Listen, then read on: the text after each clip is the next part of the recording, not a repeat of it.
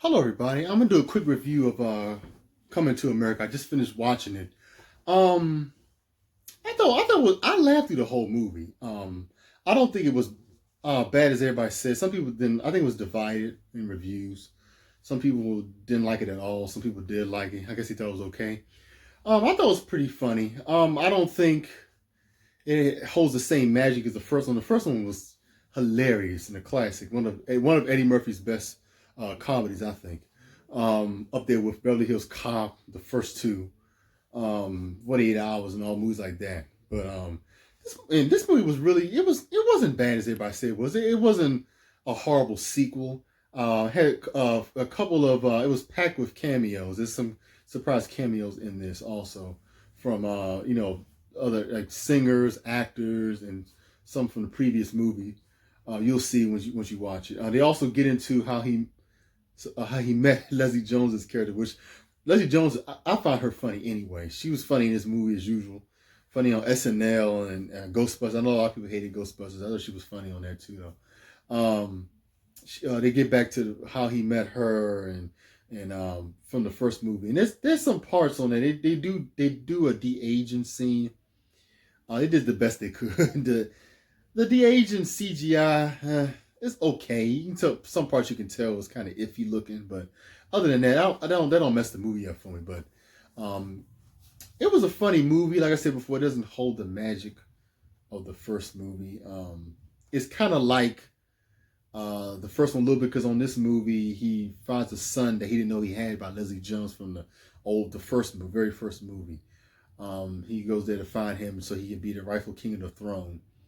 Then he, of course, when he gets there, he does all these crazy things to become king and everything, or prince, whatever he is.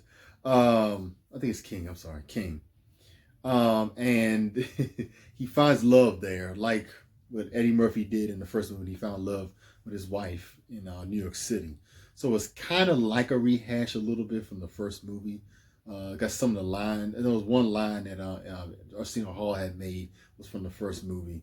Some parts was from like kind of the first movie, the training and everything, and in the bath scene and everything like that. But without the nudity, there's no nudity in this movie.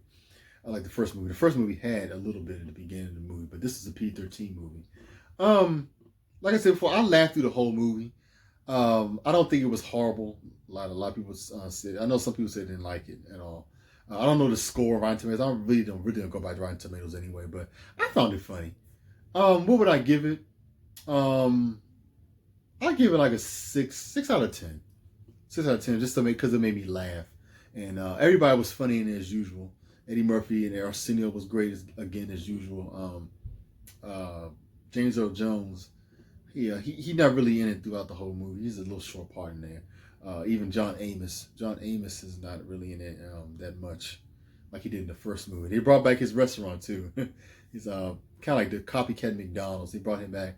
Louis Anderson is back in this one too. Also, he still works at McDonald's, so he's back. I'm gonna let you guys know right now. There's no Samuel Jackson in this movie, so there's a little spoiler. Samuel Jackson is not in this movie. I wish he could have been. That would have been a hilarious cameo if they had brought him back in here. But like I said before, I wasn't disappointed. I give it like a 6 out of 10. I laughed through the whole movie. Wesley Snipes was good in it too. He was funny. I like Wesley Snipes anyway. I like his old action flicks. I got a lot. I don't have all his movies, but I got a lot of his movies back in the day, like Blade and all that. But he was funny in it too. I'm just glad he got a role because when he came back out of jail, he got that role in Expendables 3, and he wasn't in it through the whole movie at all. I'm like, this could have been his breakout point. But this movie, he was great in this movie too. So, but they brought back a lot of returning characters, like I said before, from the previous movie. Except I noticed the sister. I don't know the story behind it, but his wife's sister is not in this movie. John Amos's other daughter from the first movie. She was funny in the first movie, so I don't know the whole story. If you guys know the whole story, let me know in the comments below. I don't know why she didn't return in this one. That was the only returning actor in the first movie that didn't come back, so that was a little weird. They showed her in a picture. They showed her. It was like a picture on their whatever their room or whatever they were in.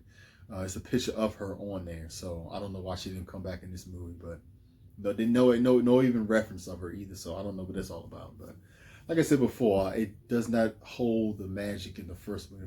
Like I said, the first movie was classic. This is nothing like the first movie at all, except for just some stuff they kind of copied from the first movie. But other than that, I wasn't disappointed.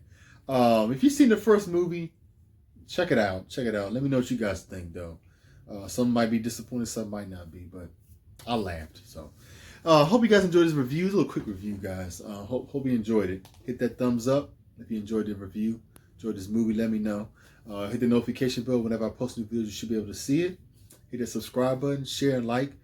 I really would appreciate it. Share friends with family also. So I really appreciate that also. But see you guys next time. Stay safe, stay healthy.